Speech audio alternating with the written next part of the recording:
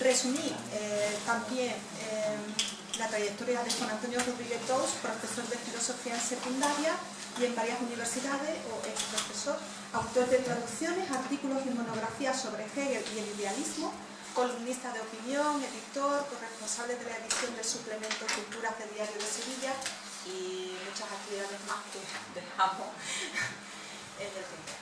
Bueno, pues, ¿quién quiere empezar? Tú decides, tu calidad de más experto que yo.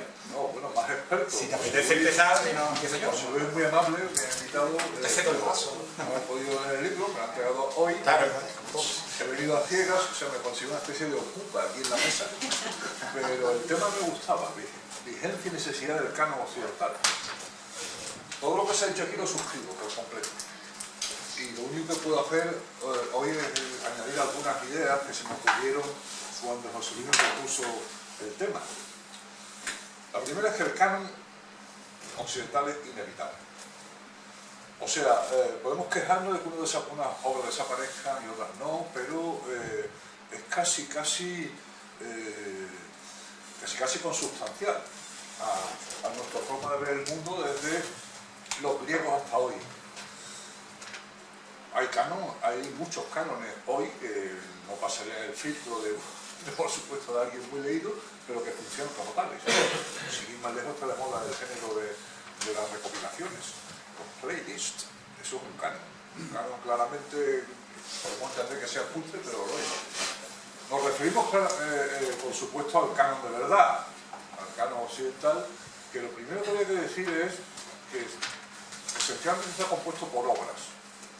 No tanto por autores, son las obras las que sostienen a los autores y no al contrario.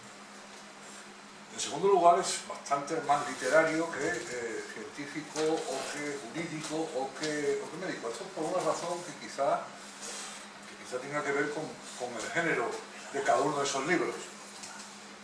Yo compararía en el canon occidental las obras que componen el canon occidental hoy, que aún lo componen,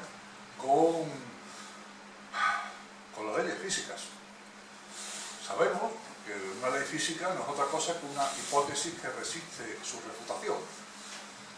No hay ninguna ley absoluta, sino una ley que sencillamente ha resistido una y otra vez los intentos para demostrar que es falsa. Sabemos, por ejemplo, que es muy distinto, cuando hablamos de la actividad científica, el contexto de descubrimiento, que puede ser anarcoide. A un científico se le puede ocurrir algo maravilloso en la hora del váter, casi como por ensalmo. Ese contexto de descubrimiento es azaroso, y otro es el contexto de justificación, que se atiene a estrictos protocolos de verificación de una novedad científica. Algo así también ocurre con las obras. Hay un contexto de descubrimiento, que es la vida del autor, que nos lleva siempre a una conclusión que cualquier lector entiende. No todas las obras del autor son muy buenas, algunas son malas, algunas son mucho menos buenas que normalmente que las que forman parte del canon. Y el contexto de justificación es la labor quizá imprescindible en muchos casos de ir a la historia misma de la obra, adoptar una perspectiva histórica manontropo, por supuesto. Uno no se acerca a una obra del canon con ánimo historicista, eso lo dijiste tú muy bien, es porque te interpela directamente, no porque tenga un valor histórico, que lo tiene, sino porque tiene algo más. Ese algo más es lo que da que está en el canon. Y finalmente podemos decir que una obra forma parte del canon cuando ha resistido muchos intentos por sacarla del canon. Es decir, igual que hay terraplanistas, hay avellanadistas, es decir, partidarios de que el Quijote de Avellaneda es mucho mejor que el de Cervantes. Son terraplanistas.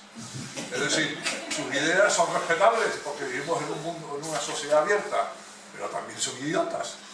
Es decir, es imposible defender el Quijote de Avellaneda contra el Quijote de Cervantes. Y así podemos seguir en muchos casos.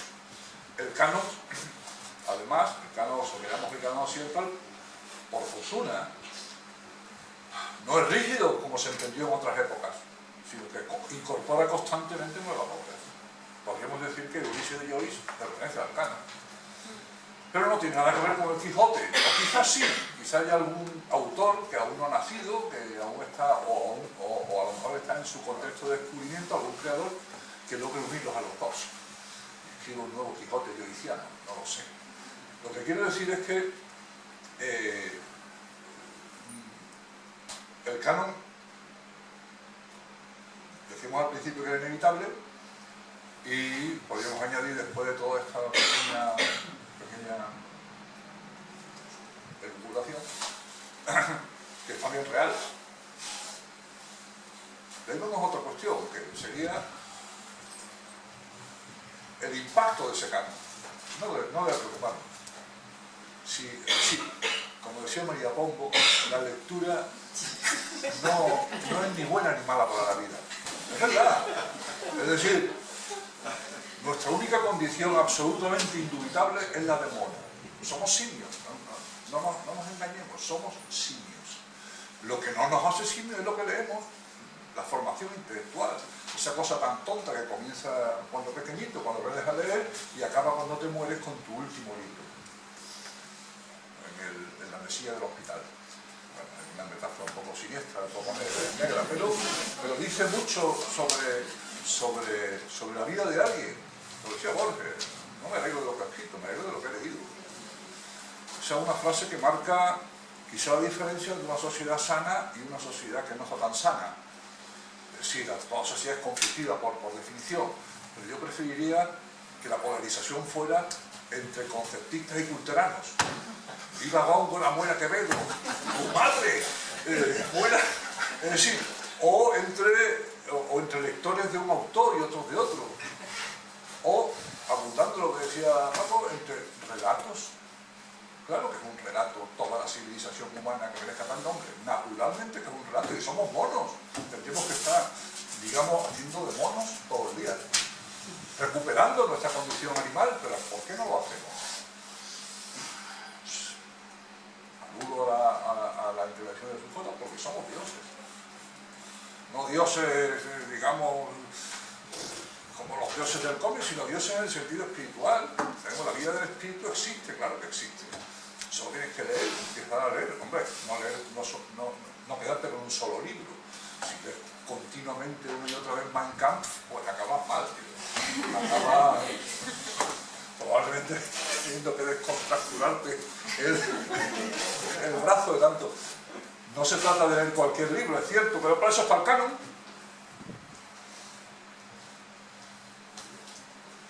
Así que hay que darle la razón a María Pombo. No te hace mejor ni peor persona a leer, tú te lo pierdes. Es decir, puedes dedicar toda tu vida a lo emocional, tú te lo pierdes. Puedes dedicar toda tu vida a recuperar tu naturaleza simiesca. Pero hay que aplicar el mismo razonamiento al terraplanista. No tienes razón, tío, punto. Si estás colgado es tu problema. No tienes razón. Y lo último que voy a decir, para no alargarme demasiado, es la segunda cuestión, la necesidad del cambio. Esta es la cuestión clave. Por varias razones. La primera es porque eso que llamamos tradición occidental, en términos literarios, artísticos, científicos, jurídicos, es lo que nos define. Esto quien lo ve muy claro es a principios del XIX Hegel. Siento citar siempre a Hegel, pero es que la verdad es como un aficionado a Cervantes, nunca te cansas de leerlo, por lo mismo. Con Hegel no te cansas de leer a Hegel. Descubrirle siempre algún secreto oculto. Hegel se lo plantea a principios del XIX. Aún no existe el mundo moderno tal como lo conocemos, aún no ha comenzado, digamos, ese XIX ya ultra capitalista, tecnológico, con una invención constante, o mejor dicho, no invención, innovación constante de la vida cotidiana. El mundo de Hegel es casi el mundo romano todavía. No se ha inventado el ferrocarril, así que las distancias entre un punto y otro de Europa se recorren en la misma distancia que daría un romano en el siglo I. Es un mundo todavía sin electricidad, pero él intuye que el nuevo mundo, al que llama el reino de la libertad, es un mundo donde lo esencial es que el sujeto se autonomiza de cualquier otra cosa. Lo decía Marx, y se lo achacaba el capitalismo. Acabará con toda tradición, con todo orden. ¿Por qué? Marx, porque el capitalismo es así. No, Hegel diría, porque el yo se ha autonomizado de todo eso. Es decir, se construye a sí mismo. ¿En qué sentido? En el sentido que quiere. Él se pasea por Europa y ve que donde prospera el nuevo espíritu hay mucha actividad económica, mucho frenesí, mucho interés por todo. El nuevo mundo es el reino de la libertad, donde lo que se hay son sujetos que se autodefinen con su actividad. Y por otra parte, otra cosa se llama comunidad. ¿Qué haces con la comunidad? ¿Cuál es su contenido? Los griegos lo tienen muy claro. Primero va el nosotros, después va el yo. Somos un yo, que a la vez un nosotros que somos un yo. Es el fuerte sentimiento de pertenencia. Hegel, de los griegos, por la polis, lo admiraba absolutamente. Pero entendía que era absolutamente irrecuperable en ese nuevo mundo que se prefiguraba. No a la polis, lo siento. Y lo atribuye al Estado. ¿Y qué puede hacer el Estado para darle contenido a esos individuos que se van a autonomizar sí o sí? Pues muy sencillo. Una cosa que llamamos hoy educación pública y otra cosa que se llama programa de estudios. Una cosa muy simple, pero Hegel lo ve muy claro. ¿Qué tienen que aprender los chicos desde muy pequeños? Memorizar. A los clásicos antiguos y modernos, donde incluye, por ejemplo, su propia filosofía. Se le puede perdonar. O sea, que no, por otra parte, que debe ser una especie de tortura. No me imagino a un adolescente leyendo la fenomenología del espíritu. No me lo imagino ni hoy ni entonces. ¿Qué debe hacer el Estado? Promoverlo. Es una de las cosas que a él más le enorgullece, haber sido director de un gimnasio, director de instituto, ¿no? En pocas palabras, con una encomienda de reformar los planes de estudio. ¿Qué logras? Lo que se ha aludido en las intervenciones anteriores. Hacer que sobre una base común se mantenga a su vez el espíritu de la libertad.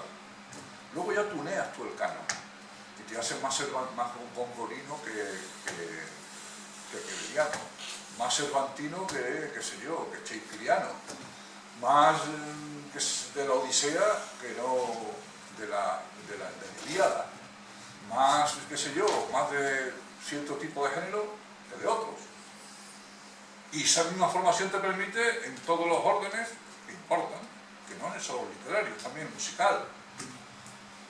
Estoy harto de discutir que tú no puedes comparar, a Camela con la Pasión según San Mateo de Bach. ¿Por qué no? Porque no, tío, no. Y si quieren empezamos a discutir, pero lo primero es no. No es un relato, tío.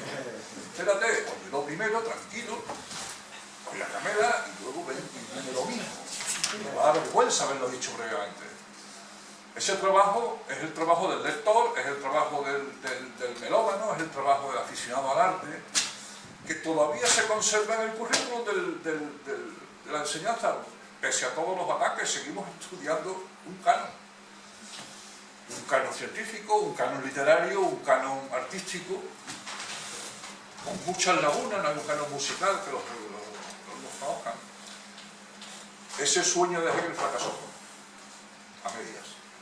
Es decir, a la vez que defiende claramente esa forma de crear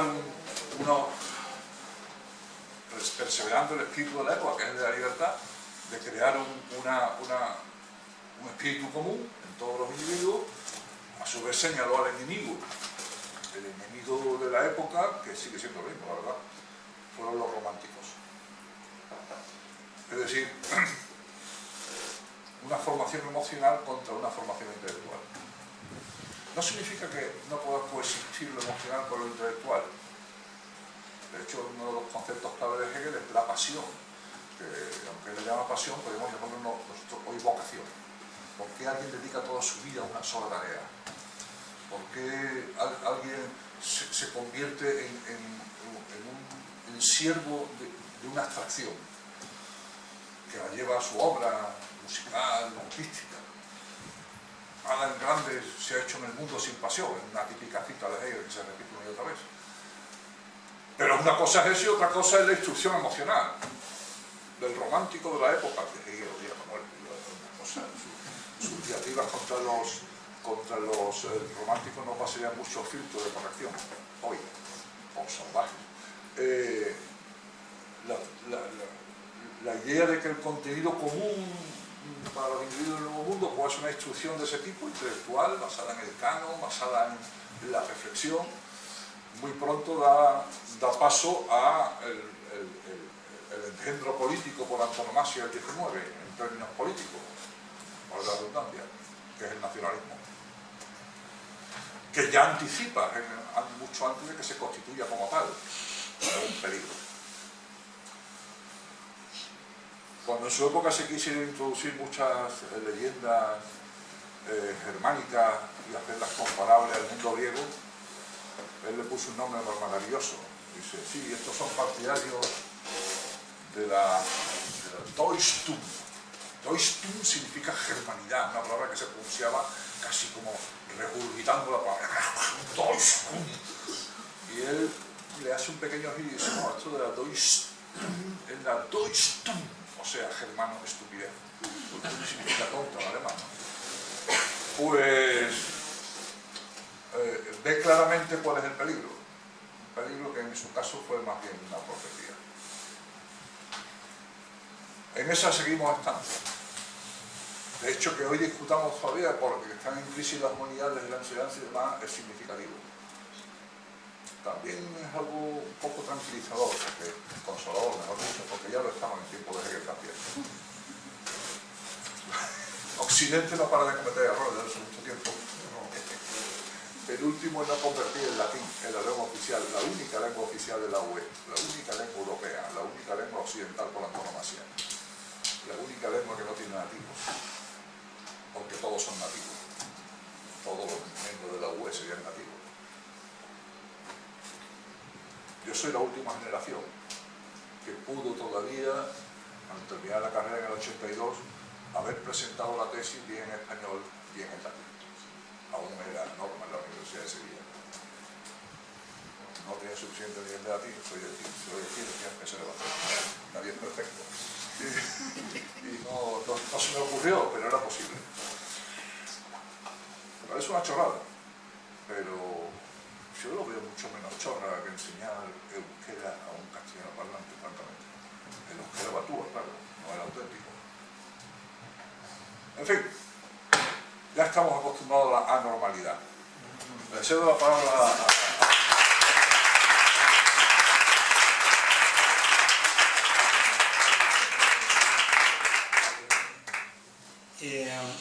Bueno, la verdad es que me gusta intervenir el último porque siempre recojo las cosas que se han dicho anteriormente y procuro, en la medida de mis posibilidades, hacer una síntesis, ¿no? o alguna aclaración, ¿no? Por ejemplo, empezando con José Luis, lo de Demócrito. Yo no estoy seguro que Demócrito estuviera en el canon, ¿no? O dependiendo qué canon, había que circunscribirlo, ¿no? En cualquier caso, como ha comentado Nono, en el canon hay obras, no autores. De hecho, esa autaz de Unamuno, ¿no?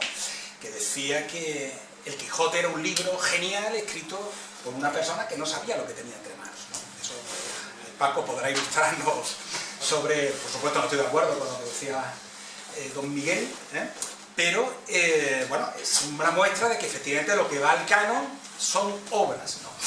Y luego yo hablaría de sabiduría, ¿no? Es decir, lo que aportan los clásicos es sabiduría, no conocimiento.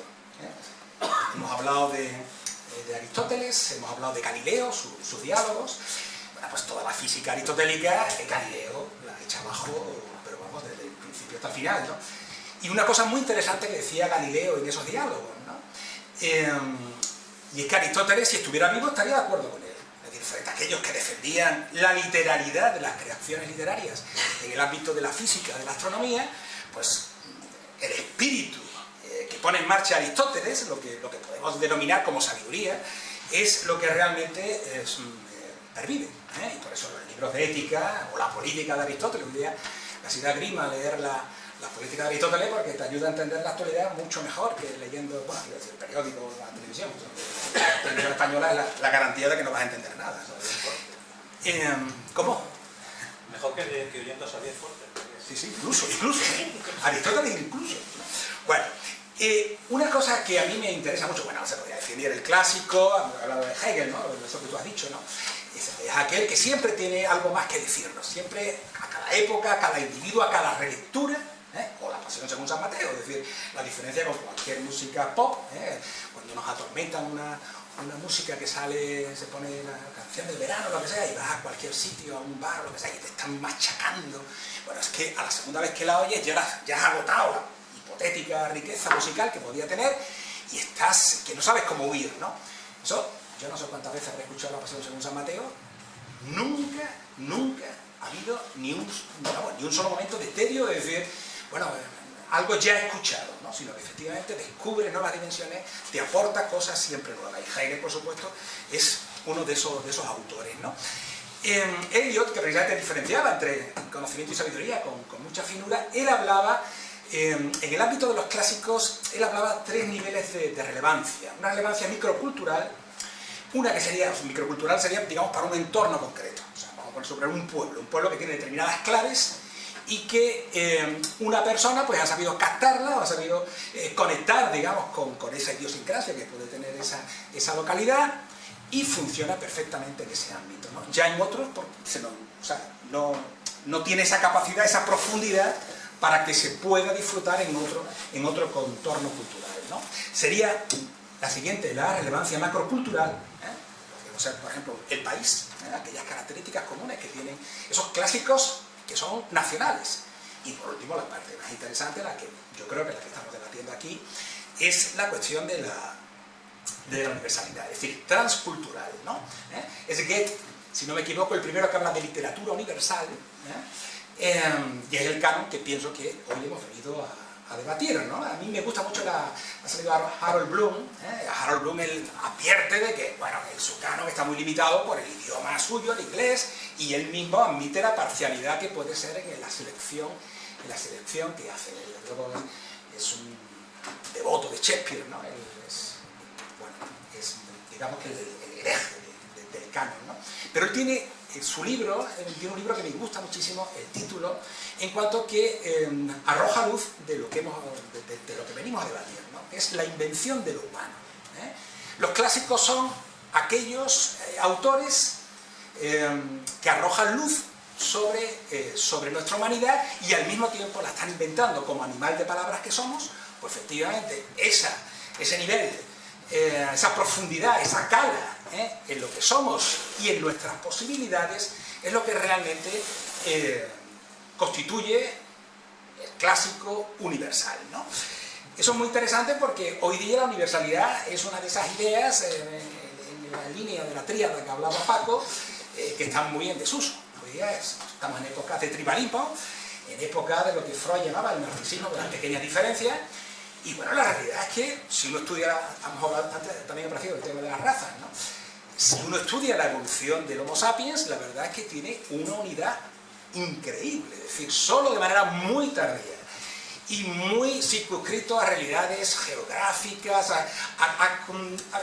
digamos a contextos físicos muy limitados, es lo que hace que haya una variabilidad que, como digo, respecto del acervo común, respecto del patrimonio común, es muy menor. Por eso, efectivamente, Homero es un autor que, efectivamente, cualquier persona con un mínimo de cualquier cultura, con un mínimo de instrucción, es decir, que tiene acceso a las claves simbólicas que le permiten entenderlo, pues, por supuesto, con la parte también, digamos, cultural o la parte, claro, ese es el clásico, es decir, cada uno de sus circunstancias psicofísicas, psicocorporales, culturales, vivenciales, lo va a interpretar de una manera. ¿Qué es lo que es el clásico? El que es capaz de incitar, el que es capaz de estimular a cualquier persona en cualquier parte del mundo, siempre que, como digo, posea las mediaciones culturales para entender lo que tiene enfrente, ¿no? Bueno, esto era, digamos, algo al hilo de lo que he escuchado y, bueno, de lo que yo quería hablar sobre todo es que vivimos una época muy especial. De hecho, el título que había puesto provisionalmente para la charla era Clásicos desleídos. Clásicos desleídos en el doble sentido. En el sentido de que no se leen y en el sentido de que están diluidos, están desaparecidos, ¿no? Que no se lean los clásicos, bueno, pues eso no se puede decir que es una novedad, ¿no? Eso es, digamos, ¿por qué? Porque requiere esfuerzo, requiere una serie de dominio, bueno, si hablamos de literatura, de todo lo del instrumental lingüístico, ¿no? Que te permite acceder a esa riqueza. ¿Qué ocurre? Que en otra época la gente decía que sí, que se los había leído. Yo me he leído el Quijote, ¿quién se ha leído el Quijote? Había por ahí un artículo de este hombre, ¿cómo se llama? De los diarios, Trapiello, donde hablaba de que estadísticamente, o sea, los que decían que se habían leído el Quijote respecto de lo que realmente se había leído, era una diferencia abismal, ¿no? Entonces, bueno, podríamos citar a, no sé, a Machado cuando dice Gloria Caín, ¿no? O sea, el hecho de que se admire la virtud, bueno, pues, o la Rochefoucauld, ¿no? Cuando decía la hipocresía es el tributo que el vicio rinde a la virtud, ¿no? Es decir, bueno, miento, soy hipócrita, ¿por qué? Porque considero que el valor que no tengo es superior que el que realmente tengo, ¿no? Eso es, recuerdo bueno, simple inciso con un responsable educativo, ¿no? que mentía claramente, ¿no? Y yo le dije, estoy de acuerdo, por una vez estoy de acuerdo con usted, su versión original es impresentable. Su versión antes del viceconsejero, entonces, que era Sebastián Cano, el director general estaba estaba desmintiendo completamente lo que habíamos hablado. Estoy de acuerdo por una vez con usted, su versión original es impresentable. Usted tiene que mentir, ¿no? Yo no tengo que mentir, pero usted sí. Claro, se quedaba así como una cosa. Bueno, pues efectivamente, hoy día no hace falta mentir, no hace falta decir, no he leído el nota ese de Cervantes, no he leído el nota ese de Homero, han perdido prestigio, han perdido lustre. Entonces, bueno, pues la idea sería explicar por qué ha ocurrido eso. O compararlo con otra época, ¿no? Yo traía aquí de Quevedo, solo el inicio de esa poesía, ¿no? De Quevedo ya, en fin, que él vivió un gran protagonismo político, ya cuando está apartado, ¿no? La Torre de San Andrés, ¿no? ¿Dónde está? San Marcos. Y él, melancólico y tal, escribe: refugiado en la paz de estos desiertos, con pocos, pero doctos libros juntos, vivo en conversación con los difuntos y escucho con mis ojos a los muertos. Esa sinestesia magistral, bueno, pues hoy día nos encontramos que estamos sordos y ciegos, ¿no? Esa buena compañía que le consuela de todos los males que ha sufrido, incluso aquejado de problemas físicos y tal. Bueno, pues él se considera con la mejor compañía posible de los clásicos, ¿no? Traía también una cita de Nietzsche, ¿no? Que decía, no sabemos cómo será el ser humano del futuro, pero seguro que adorará, admirará a Mozart y a Bach. Es lo único que podemos vaticinar del ser humano del futuro. Muy optimista, evidentemente. Nietzsche, que tiene fama de nihilista y tal, y sin embargo, se viene a la mente Nacho Camino, nuestro amigo Nacho, dando clase de música. Comentaba cómo los alumnos escuchaban, se revelaban menos cuando le ponía música contemporánea, le ponía Stravinsky y tal, que cuando le ponía Mozart. Es decir, esa armonía, esa composición tan, digamos, clásica, ¿no? Donde efectivamente todo está sometido a un orden y fluye, para la experiencia, para la evidencia del joven de hoy, le resulta más incómoda que si le estás poniendo, pues yo qué sé, la consolación de la primavera o algo peor, de música electrónica, ¿no? Es decir, la sensibilidad hoy día del joven está más próxima a la disonancia, vamos a decir, de manera, en fin, para resumir, ¿no? Y por último, una cita de Robert Graves que me encanta, además es un tema muy interesante, ¿no? En casos límite, cómo se recurre a ese acervo, a ese tesoro clásico. Él cuenta en la trinchera de la Primera Guerra Mundial, la Primera Guerra Mundial creo que es el acontecimiento realmente importante, que divide la edad contemporánea en muchísimas cosas, ¿no? No es la segunda, sino que es la primera, la que tiene una trascendencia, tantísimas cosas que nacen a partir de la Primera Guerra Mundial. Y dice, en las trincheras, la lectura de los clásicos se convirtió en un refugio de sensatez. Homero y Virgilio, en medio del caos y la muerte, ofrecían una perspectiva de la guerra mucho más antigua y de alguna manera más humana. Eso lo escribe en Adiós a todo eso, un libro de memoria realmente maravilloso, ¿no? Un título que más me resulta muy sugerente para muchas experiencias vitales.